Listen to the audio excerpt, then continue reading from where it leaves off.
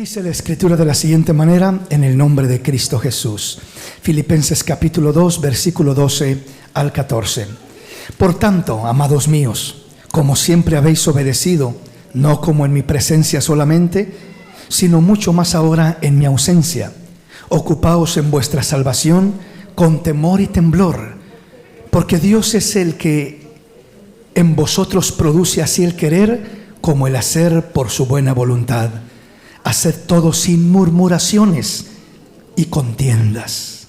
Quiero invitarle para que meditemos en la palabra del Señor en esta hermosa mañana con el tema que le hemos titulado Transforma tus emociones. Transforma tus emociones. Y quiero comenzar con esta escritura en Filipenses capítulo 2, versículo 12 al 14. Dice la palabra del Señor una vez más: por tanto, amados míos, como siempre habéis obedecido, no como en mi presencia solamente, sino mucho más ahora en mi ausencia. Ocupaos en vuestra salvación con temor y temblor, porque Dios es el que en vosotros produce así el querer como el hacer por su buena voluntad. Haced todo sin murmuraciones y contiendas. Cuando nosotros nos desarrollamos en nuestro caminar, aún como cristianos, no digamos aquella persona que no conoce aún a Cristo, la persona que no conoce a Cristo aún, como lo hemos venido mirando, es movida completamente por sus emociones, por sus deseos, por su alma, lo que hay en su alma.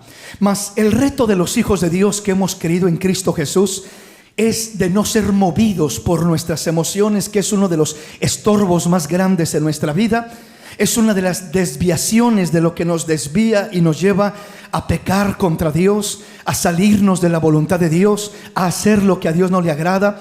Y uno de los retos más grandes que el Señor, la palabra de Dios, nos impulsa, nos exhorta constantemente es a ser movidos por el Espíritu. A ser movidos por el Espíritu. Y cuando somos movidos por el Espíritu, no somos movidos por nuestras emociones, sino somos movidos por nuestras convicciones.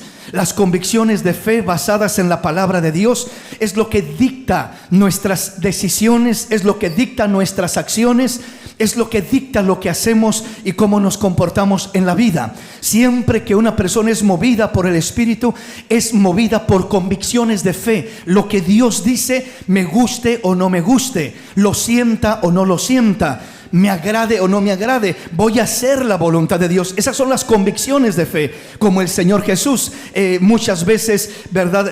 La más clara de ellas es en Getsemaní: Padre, si es posible que pase de mí esta copa, este sacrificio, esta experiencia dolorosa y negativa, pero no se haga mi voluntad sino la tuya, Señor. Siempre terminó caminando en convicciones de fe. Y la convicción no era el que no fuera al sacrificio, no fuera a la cruz, evitara aquello, sino que la voluntad de Dios era que Él pasara por el sacrificio. ¿Por qué? Porque a través de ese sacrificio nos iba a redimir, nos iba a salvar, nos iba a lavar de nuestros pecados y nos iba a preparar un lugar para estar con Él en la gloria por una eternidad. Así que gracias a nuestro Señor, que no fue movido por una emoción, que no fue movido por sus sentimientos, que no fue movido como hombre. Él sintió tristeza, Él agonizó. Como hombre, dice la palabra, mi alma está muy triste hasta la muerte. Él entendía y sabía lo que le esperaba, lo doloroso, lo difícil. No solamente el dolor físico no fue el reto mayor que el Señor pasó. El reto mayor que el Señor pasó fue la carga del pecado, la opresión espiritual que cayó sobre de Él. Hermano, el pecado oprime. El pecado es una carga más grande que cualquier carga física.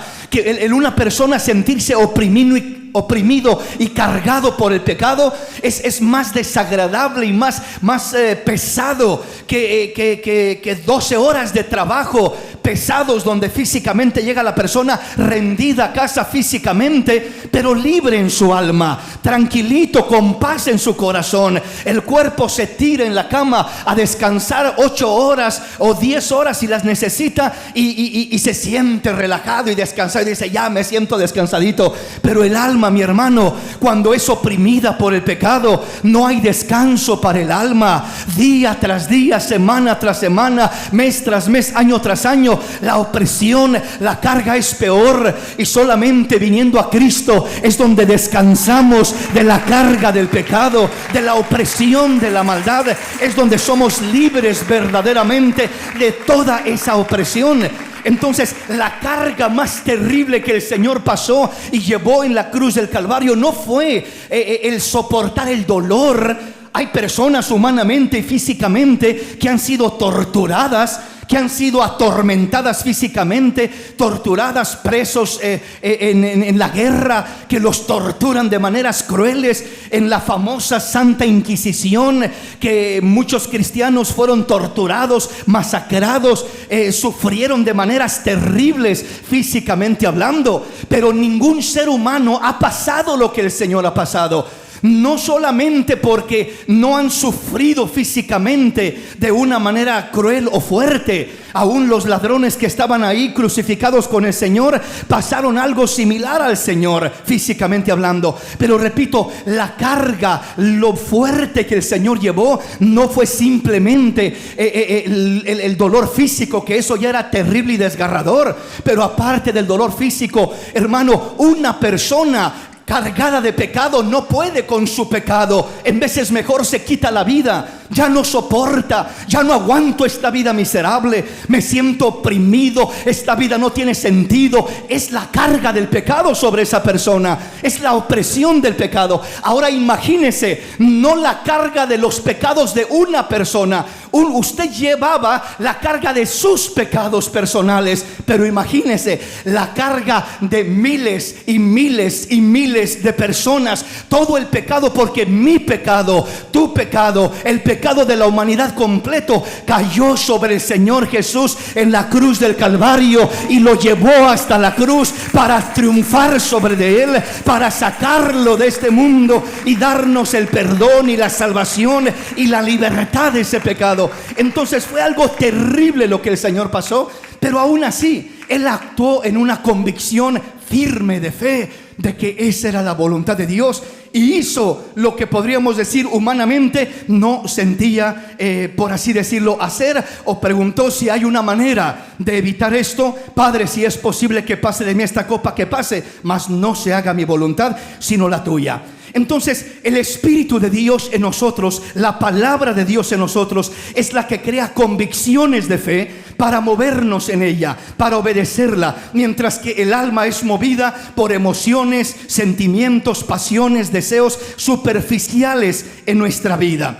Cuando hay el famoso dicho, ¿verdad?, aún entre el pueblo cristiano, el famoso dicho que mucha gente dice: yo estoy esperando el sentir para obedecer a Dios.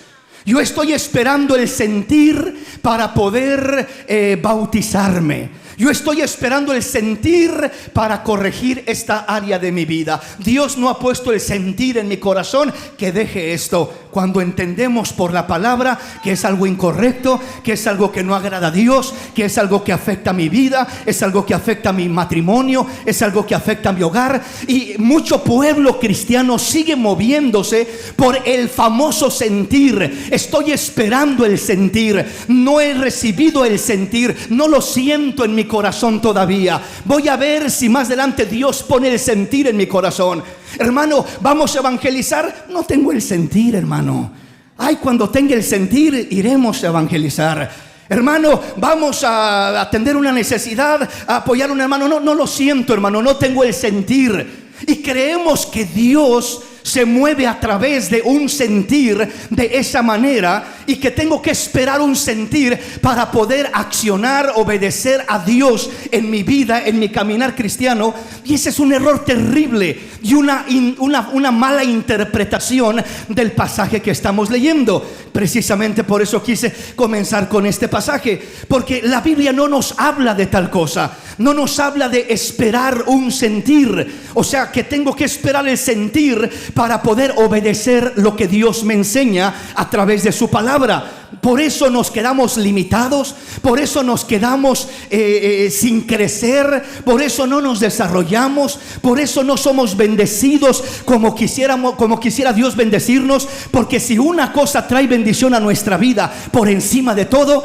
es la obediencia a Dios. No hay cosa mayor que traiga bendición a nuestra vida que la obediencia a Dios. Mejor es la obediencia, le dijo el Señor a Saúl, que los millares de sacrificios. ¿Acaso Dios se complace en los arroyos de aceite y en los millares de carneros, y en que el hombre aún sacrifique su propio hijo, su propia hija para mí? No, dice, ¿qué pide el Señor de ti? Lo que Dios pide es obediencia. Mejor es la obediencia que los sacrificios. Mejor es la obediencia que cualquier otra cosa que quieras o pienses darle a Dios. Es el regalo más puro, más hermoso y más especial, la obediencia. Y esa obediencia no significa que tengo que esperar un sentir para poder obedecer. De hecho, es más valiosa la obediencia que hago sin sentir que la obediencia que hago sintiéndolo, por así decirlo. Cuando yo siento hacer algo y digo, un decir, ¿no? Algo que me gusta hacer y que me dicen, vamos a un concierto de alabanza. Sí, me encantan esos cantos, me gusta. Vamos, yo quiero cantar y vamos a cantar y alabar. Gloria a Dios, estás obedeciendo, estás haciendo algo bueno, estás buscando de Dios, estás adorando a Dios. Gloria a Dios, ¿es agradable a Dios? Claro que lo es. ¿Honras a Dios? Claro que lo haces. Pero es más valiosa todavía tu obediencia cuando Dios te pide algo que hagas y tú no sientes hacerlo, no quisieras hacerlo, y le dices, Señor, la verdad no tengo el deseo, no tengo ganas. Perdona a tu hermano, hijo. Perdona a tu esposa, hijo. Perdona a tu esposo, hija. Tienes que hacerlo. No, Señor, yo no lo siento, Señor.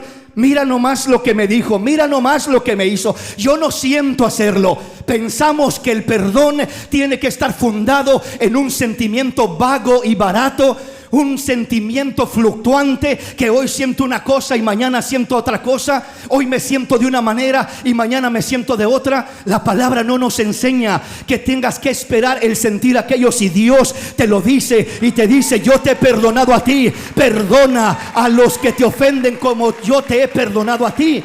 Eso es lo que pedimos en el Padre Nuestro. En el Padre Nuestro decimos, perdona nuestras ofensas como nosotros perdonamos a nuestros deudores, a los que nos ofenden. Entonces estoy diciendo, en otras palabras, Dios mío, si yo no perdono a los que me ofenden, no me perdones a mí tampoco. Eso estamos diciendo si lo analizamos bien. Porque estamos diciendo, perdona mis ofensas, mis pecados, como yo perdono a los que me ofenden. Me estoy comprometiendo en perdonar a los que me ofenden. Y si lo miramos más ampliamente, repito, estamos diciéndole a Dios, Dios mío, si yo no perdono al que me ha ofendido, tampoco tú me perdones a mí. Y eso es comprometedor terriblemente, porque en veces queremos que medio mundo nos perdone nuestros errores, nuestras faltas, nuestros pecados, nuestras ofensas, pero nosotros batallamos para perdonar. ¿Quién siente perdonar? Hermanos, en su mayoría nadie siente perdonar. O sea, perdonarlo, pero me acuerdo lo que me dijo, me acuerdo lo que me hizo, y batallamos, no sentimos el perdonar. ¿Qué debo hacer entonces? Pues yo no voy a perdonar hasta que lo sienta, a ver cuándo lo siento. Voy a ver cómo se porta él, cómo se porta ella, y dependiendo, a lo mejor el día de mañana llego a perdonarlo. Hermanos, eso es atarnos a nosotros mismos. Eso es vivir en una alma, controlados por nuestra alma emocional, fluctuante, una alma carnal, una alma que no nos lleva a la voluntad de Dios. El poder nosotros decidir hacer la voluntad de Dios y decir: voy a perdonar a quien me ha ofendido, lo sienta o no lo sienta, eso me alinea a tener bendiciones maravillosas y hermosas de parte de Dios sobre mi vida. Bendito el nombre del Señor. Amén, mis hermanos. Entonces, el sentir, vamos a analizar cuál es el orden correcto y la interpretación correcta de esto que dice la palabra del Señor, ¿verdad? Ya que cuando nosotros realmente obedecemos al Señor, es cuando seremos bendecidos por el Señor. Dice una vez más, Filipenses capítulo 2, versículo 12 al 14. Oiga lo que dice la palabra. Por tanto, amados míos, como siempre habéis obedecido. Oiga, como siempre habéis obedecido. Los halaga, les dice: ustedes siempre han obedecido. Y aún les agrega algo más: no como en mi presencia solamente, sino mucho más ahora en mi ausencia. Eso, hermanos, se llama integridad. Eso se llama integridad. Obedecer no solamente en presencia, sino también en la ausencia. En este caso, por ejemplo, ¿verdad? Cuando el hombre o la mujer, cuando el hijo obedece, honra, hace lo que papá le dijo, ¿verdad? Papá dijo: no vayas a tal lugar, no hagas tal cosa, no hables de esa manera, no digas ese tipo de palabras, no te comportes de esa forma, no te vistas de esa manera. Y mientras está papá y mamá ahí, muchas veces el hijo o la hija obedecen, porque ahí está papá y mamá.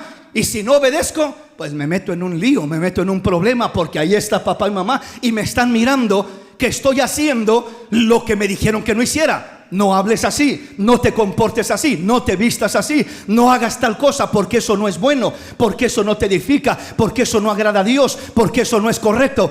Entonces, mientras está delante de papá y de mamá, obedece. Pero nomás está lejos de papá y de mamá, y solo Dios sabe cómo anda, cómo habla, cómo se comporta, cómo vive, qué elige, qué. O sea, típicamente, estoy hablando en general, no en todos los casos, pero en muchos casos, ¿verdad? Los hijos se comportan de una manera cuando están enfrente de papá y de mamá, y de otra manera cuando están lejos de papá y de mamá.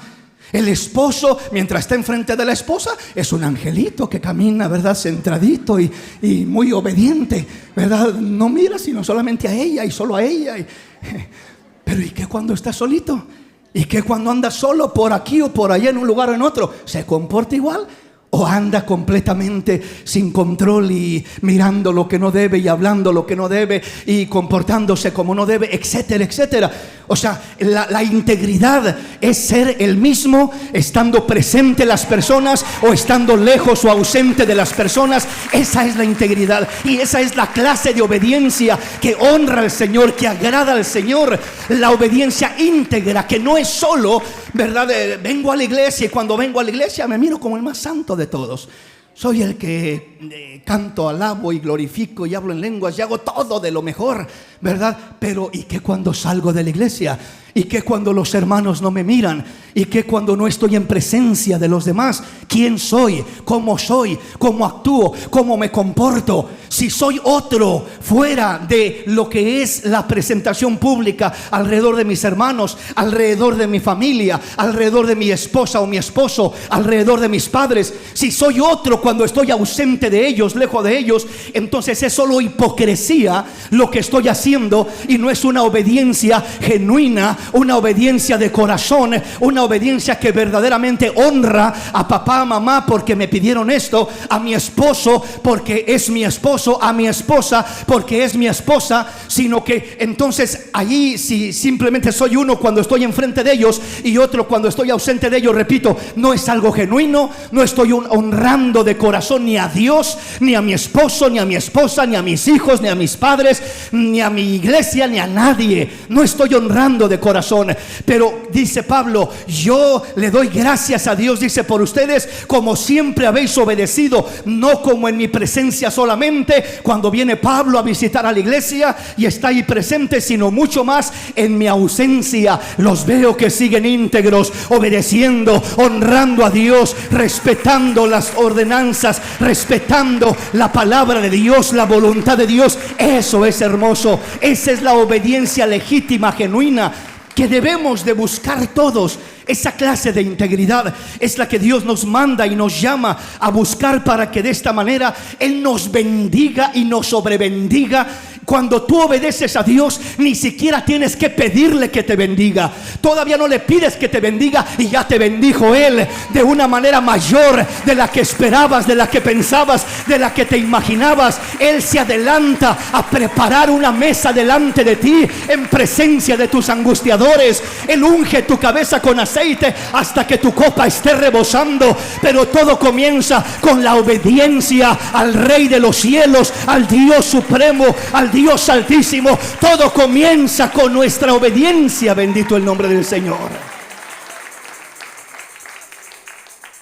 Veamos entonces qué sigue diciendo el versículo 12. Dice lo que hemos leído, mucho más. Dice, no solamente obedecen en mi presencia, como en mi presencia solamente, sino mucho más ahora en mi ausencia. Ocupaos de vuestra salvación con temor y temblor.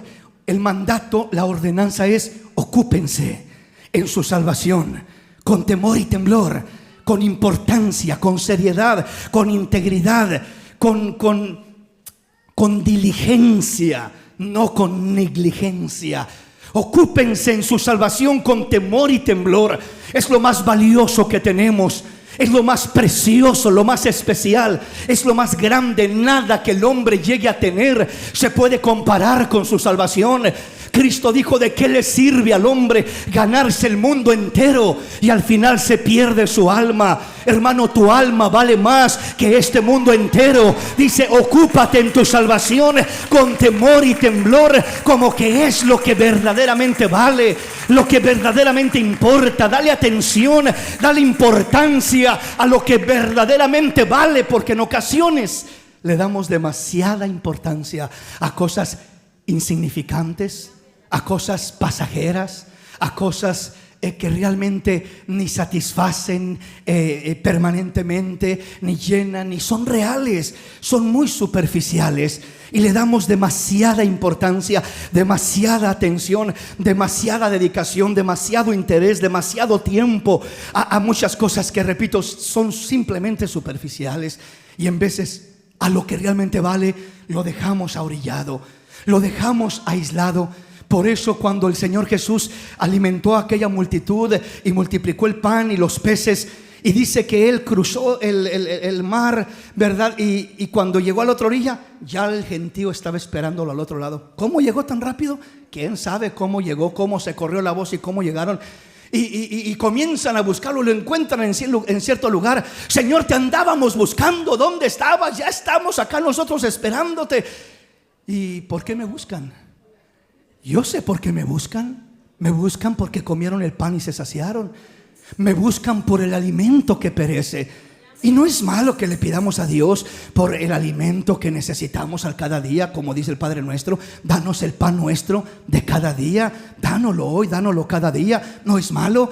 Pero estas personas le daban una importancia suprema a lo que era lo terrenal, el alimento terrenal, y lo espiritual era simplemente algo superficial, algo por encima, que no le daban seriedad. Y el Señor les dice: trabajen, pero no por la comida que perece, sino por la comida que a vida eterna permanece, la cual el Padre les dará si se la piden, si lo buscan. Pero trabajen por eso, busquen eso, esfuércense por lo que realmente satisface.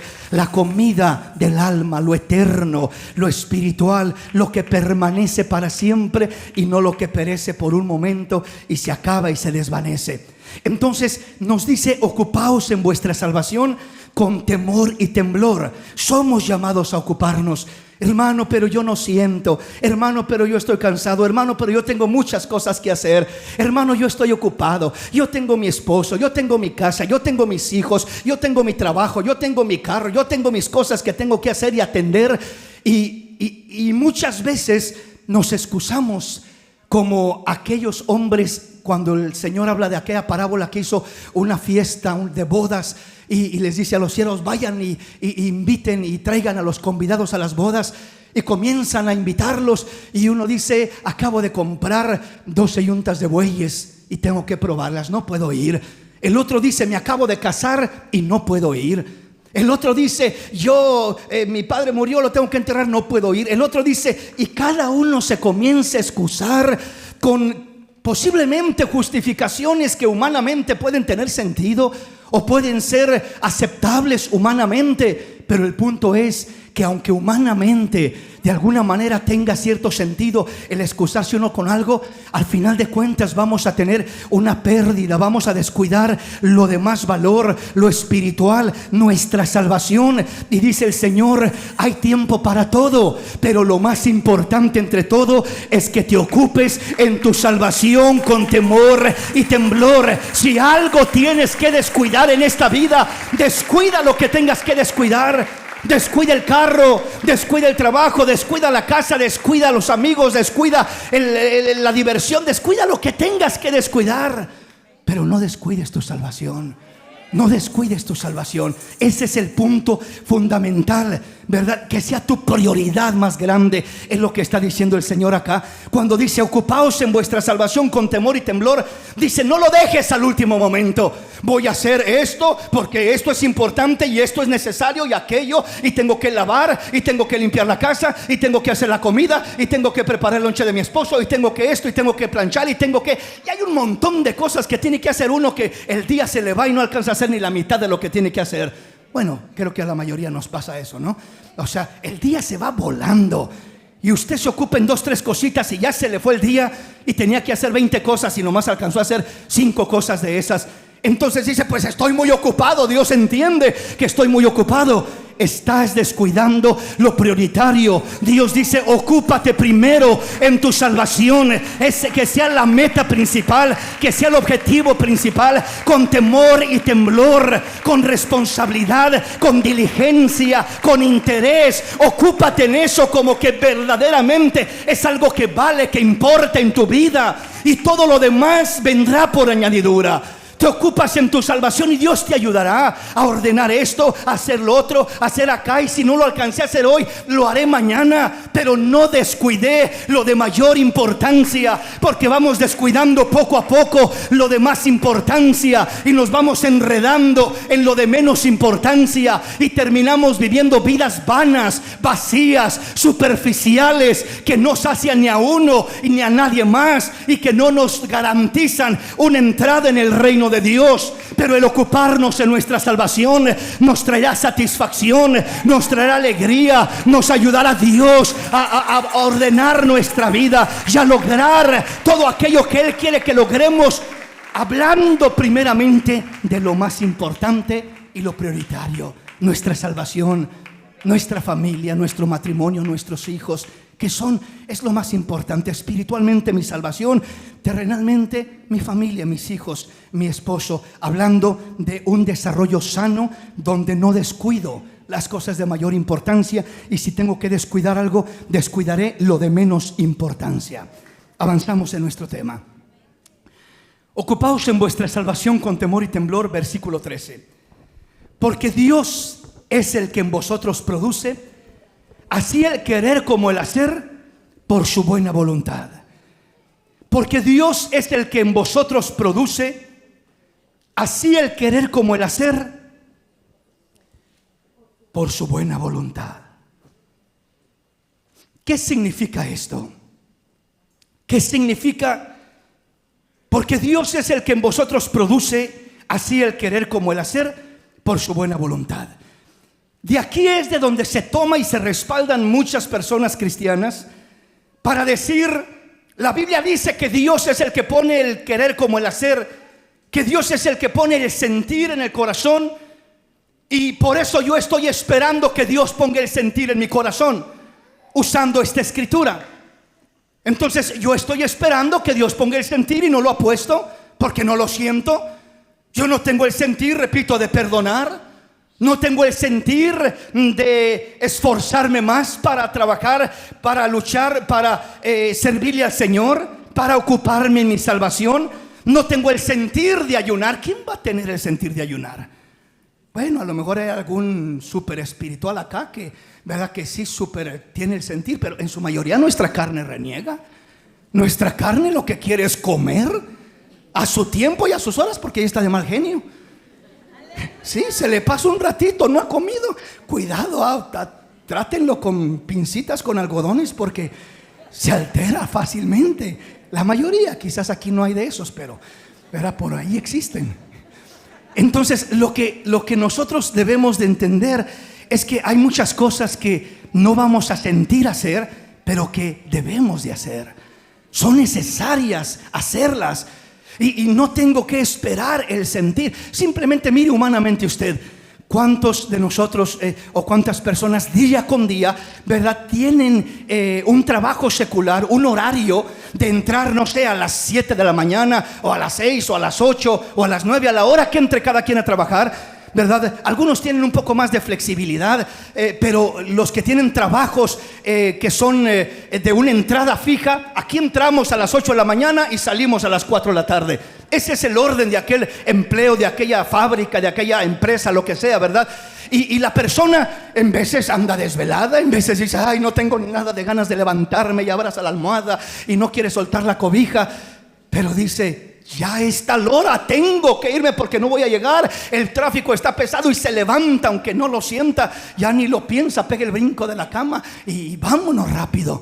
¿Por qué? Porque tiene que llegar a su trabajo, y si no se va a meter en problemas. Lo sentía, no, que lo va a sentir. Si sintiera quedarse ahí dormido otro rato, se quedaría ahí, ¿verdad? Todavía otro rato, pero lo hace porque es un deber, es un compromiso, es una responsabilidad.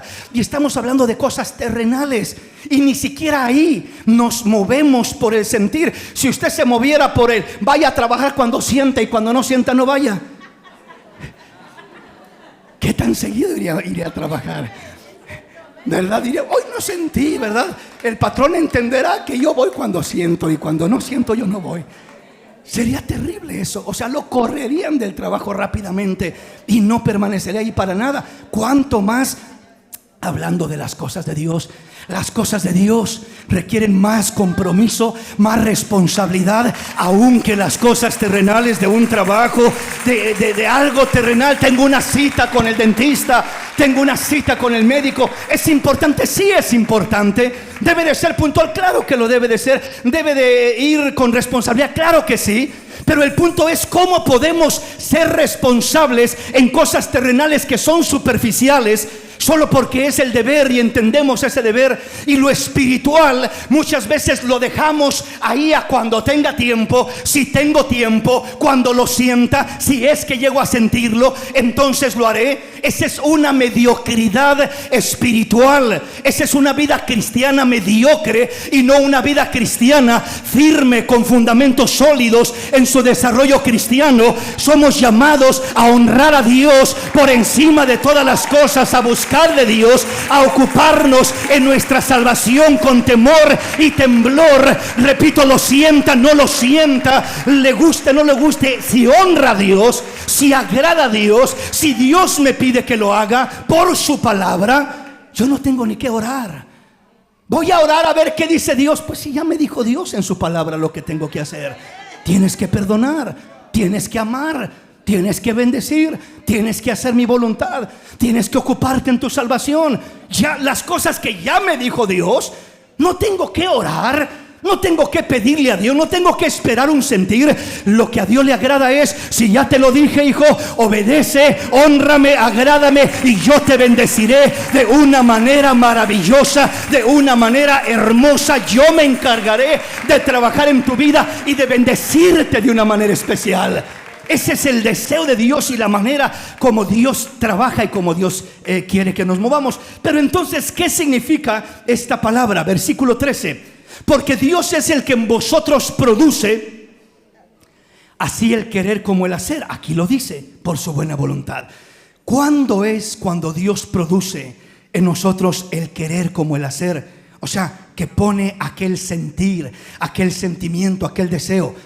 ¿Es que tenemos que esperar que Dios produzca el querer como el hacer para entonces obedecer y honrar a Dios? No, es al revés. Hemos transgresado el orden de Dios. Hemos cambiado los principios de Dios. No es que tengo que esperar un sentir para entonces obedecer, corresponder y honrar a Dios. No. ¿Qué está diciendo Dios en esta palabra? Primero dice: ocúpense en su salvación con temor y temblor. Me alegro de que estén obedeciendo, no solamente en mi presencia, sino también en mi ausencia. Y sabiendo esto, dice Pablo, que Dios es el que en vosotros produce el querer como el hacer por su buena voluntad. Se lo traduzco en palabras más simples y más entendibles. Si yo obedezco a Dios aún sin sentirlo, si yo me ocupo en mi salvación aún en algún momento sin sentirlo, Dios se compromete a poner el sentir, a poner el anhelo, el gozo, la alegría de hacer aquello con todo nuestro corazón. Primero yo me ocupo, primero yo obedezco, y enseguida Dios produce el querer como el hacer. O sea, lo que voy a sentir en mi corazón, en mi alma, va a ser determinado por lo que yo voy a obedecer, a hacer, a determinar mis convicciones, mis decisiones, mis acciones. Eso es lo que va a determinar qué clase de sentimiento voy a tener en mi corazón. Si mis convicciones, mis decisiones y mis acciones son basadas en emociones de mi alma, entonces lo que yo siempre voy a estar sintiendo son cosas carnales, son deseos carnales, superficiales. Pero Dios dice: ¿quieres que yo produzca en ti un sentir, una pasión, un deseo maravilloso de servirme, de amarme, de buscarme? Sí, Señor, yo quiero eso. Voy a esperar que tú pongas eso en mí. Primero, ocúpate en tu salvación con temor y temblor. Determina obedecer, determina honrarme, determina servirme, determina serme fiel, y yo me ocupo de poner en ti el sentir, el querer como el hacer. O sea, el sentimiento es el postre. El sentimiento es lo que Dios termina produciendo en tu vida como resultado de tus convicciones, de tus decisiones y de tus acciones. O sea, mis convicciones son agradar a Dios por lo que Él dice en su palabra. Allí esas convicciones van a determinar mis decisiones. Voy a decidir hacer esto, obedecer a Dios, ocuparme en mi salvación con temor y temblor, honrar a Dios. Voy a determinar hacer eso. Esa es mi decisión, y mi decisión me lleva a accionar, porque no se puede quedar solo en una decisión, sino tiene que pasar de decisión a acción. Acciono, obedezco, hago, obro.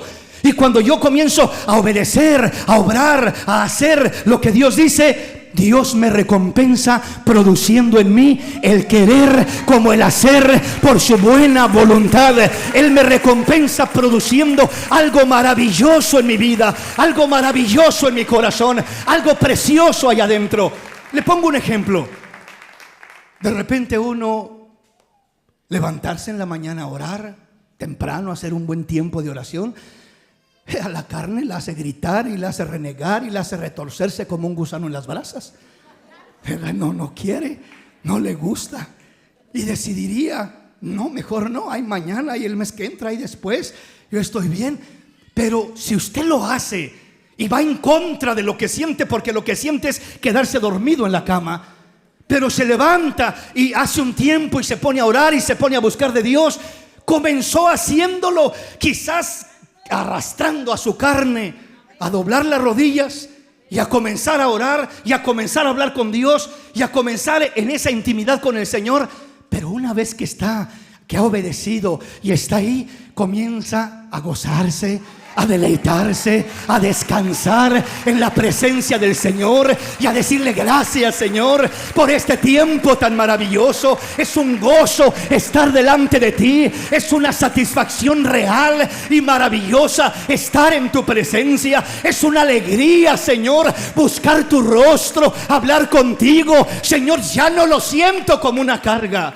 Lo sentí como una carga cuando recién me iba a despertar o timbró la alarma, porque hay veces que necesita la alarma porque si no pasa un tren y ni el tren lo despierta.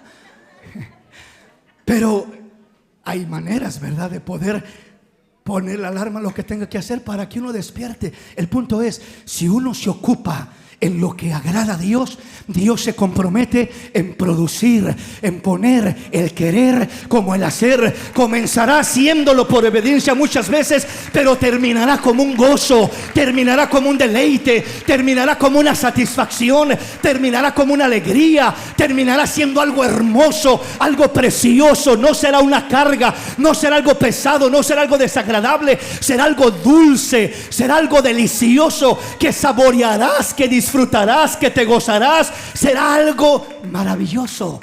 Y eso es lo que el Señor está diciendo acá. Ocúpate en tu salvación, obedece a Dios. Pero no siento, pero mira, es que aquí, mira allá, mira que no hay tiempo, mira que aquí. Y comienza uno con un montón de excusas.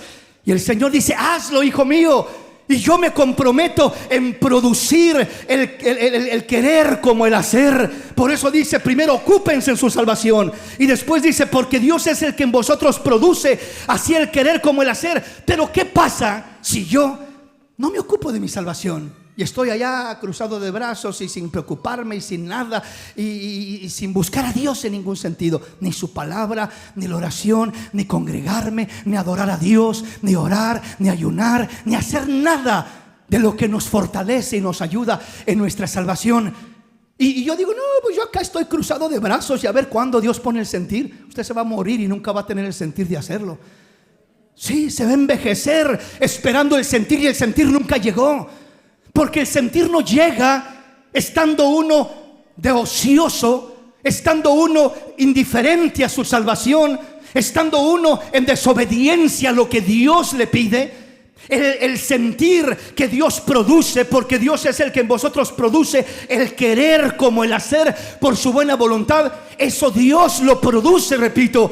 Cuando mira, mi hijo, él está buscando, él está esforzándose, él está ocupándose. Voy a poner el querer como el hacer para que se goce, para que se deleite, para que se alegre, para que tenga satisfacción mientras se ocupa en su salvación.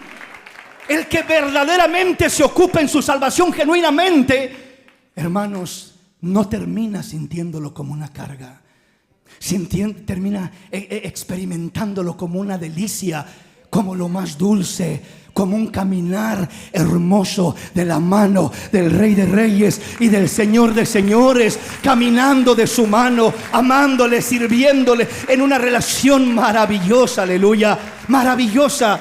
El servir al Señor, cuando lo hacemos de corazón, termina produciendo gozo y alegría. Termina produciendo algo lindo cuando lo hacemos para el Señor, cuando lo hacemos con alegría, porque Dios termina produciendo en nosotros el querer como el hacer, porque decimos, es para ti, Señor. Y Dios dice, sí, veo que lo haces para mí. Yo me encargo ahora de producir en ti el querer como el hacer por mi buena voluntad. Y termina diciendo, haced todo sin murmuraciones y contiendas. O sea, lo que vas a hacer, hazlo para el Señor. Hazlo para la gloria de Dios. No lo hagas con murmuraciones. No lo hagas con contiendas o por contiendas. Nada hagáis por contienda ni por vanagloria, dice el apóstol en el libro de los Colosenses. Y acá nos dice, haced todo sin murmuraciones ni contiendas. O sea, no te fijes, no murmures como Marta estaba murmurando. Señor, mira la floja de mi hermana María que no hace nada. Mira ahí nomás sentadota a tus pies, Señor. Y yo acá haciendo el quehacer duro de la casa. Y el Señor le dice, Marta, Marta, afanada y turbada estás por muchas cosas, pero hay una cosa importante. la cual María ha elegido, la cual no le será quitada. La mejor parte se le está llevando María, Marta. Tú estás haciendo muchas cosas, pero la más importante la está haciendo María. Se está ocupando de su salvación con temor y temblor, y está buscándome y está deleitándose en mí. Y no es una carga, es una delicia. Háblame, Señor, cuéntame, dime algo, compárteme una palabra, dime unas parábolas como las que has dicho, dame una enseñanza, Señor. Me deleito escuchándote hablar. Es una maravilla escuchar hablar al Señor. Dice la palabra que en una ocasión mandaron a unos soldados a arrestar al Señor, y el Señor estaba enseñando, y estos pusieron atención, y tanto les llegó la palabra que regresaron sin el Señor y les dijeron: ¿dónde está el prisionero? ¿Dónde está el Señor? Nunca hemos oído hombre como este hablar. Nos tocó el corazón lo que decía, nos desarmó, no pudimos arrestarlo. El Señor es dulce, su palabra es hermosa, es maravillosa, es especial. Entonces nos manda a que nos ocupemos en nuestra salvación sin temor, con temor y temblor. Nos manda diciéndonos que si nosotros obedecemos, honramos, aun cuando no hay el sentir, Dios se encargará de poner el sentir. Dios se encargará de producir en nosotros el querer como el hacer. En los matrimonios muchas veces se escucha tanto, ¿verdad?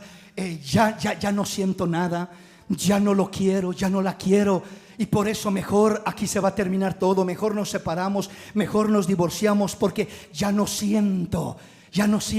Y toda persona que se mueve por el ya no siento es simplemente moverse por su alma, por emociones que son superficiales y que muchas veces pueden estar muy fuera de la voluntad de Dios. Entonces, ¿qué hago? Primeramente, la palabra no nos enseña, repito, que el sentimiento, el no lo siento, nos debe de controlar. ¿Qué debo de hacer? Ocuparme en mi matrimonio con temor y temblor. Hacer lo que esté de mi lado por honrar y obedecer mi matrimonio. Si yo hago mi parte, si yo me propongo honrar y obedecer, pero él no lo está haciendo, pero ella no lo está haciendo, si ella no lo hace, si él no lo hace, yo lo voy a dejar ahí en las manos de Dios. Yo la voy a dejar ahí en las manos de Dios, pero no va a quedar por mí. Yo voy a hacer lo que debo de hacer para honrar a Dios, para honrar mi matrimonio. Aunque no lo sienta, lo voy a hacer porque es lo correcto. Y así como Dios me dice: ocúpate en tu salvación con temor y temblor, también me dice: ocúpate en tu matrimonio con temor y temblor. Ocúpate en tu familia, ocúpate en tus hijos, ocúpate en aquello que vale, en aquello que tiene importancia antes de perderlo. ¿Sí me explico? Siempre siendo la prioridad lo espiritual, de ahí el matrimonio, y de ahí los hijos, la familia, y de ahí siguen todas las prioridades, ¿verdad? Siempre escalando, pero debemos de ocuparnos. Y si uno se ocupa haciendo lo que Dios le dice, haciendo lo que Dios le pide, te quedarás sorprendido de lo que Dios puede producir en tu corazón.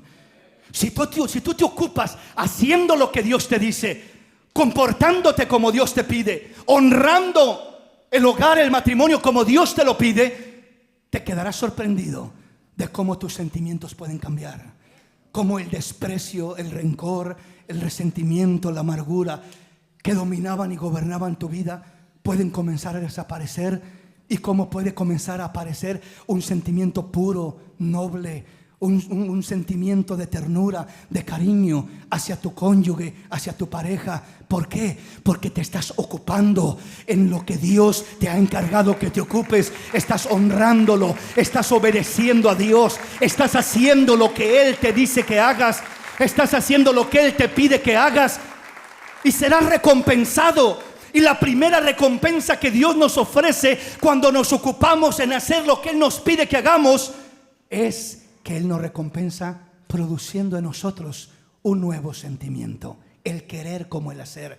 Un sentimiento puro, noble, agradable, dulce, tierno, cariñoso, reemplazándolo por el rencor, reemplazándolo por el odio, reemplazándolo por la amargura, reemplazándolo por el enojo, por todo lo negativo que pudo haber estado moviéndose en nuestra vida, en nuestro corazón, porque nos ocupamos en el pleito, en la discordia, en el reproche, en la venganza. Si te ocupas en todo eso, ¿qué sentimiento se va a producir en ti?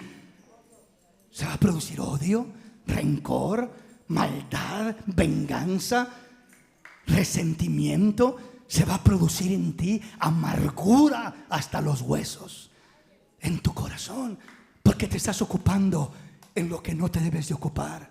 Te estás ocupando en hacer lo malo en vez de ocuparte en hacer lo bueno. Ocúpate en hacer lo bueno y verás la gloria de Dios en tu vida. Verás lo que cambia Dios en tu ser. Verás cómo Dios cambia desde tu interior aquello que había y lo cambia por algo superior, mejor, maravilloso y lindo de parte de Él. Entonces, ese es el mandato que Dios nos da, a poder ocuparnos sin murmuración, sin contiendas. O sea, dejar a un lado el que tú no haces y tú tampoco haces y tú fuiste el primero que me ofendiste, y se torna una contienda porque hay reclamos, hay desprecios, hay acusaciones. Y acá el Señor dice: haced todo sin murmuraciones ni contiendas. O sea, si vas a decidir honrarme y obedecerme, decide honrarme y obedecerme. No le eches en cara sus errores al otro, porque entre más en cara le echas sus errores al otro, juzgándolo, criticándolo, menospreciándolo, ¿qué va a pasar? Él te va a echar en cara tus errores a ti.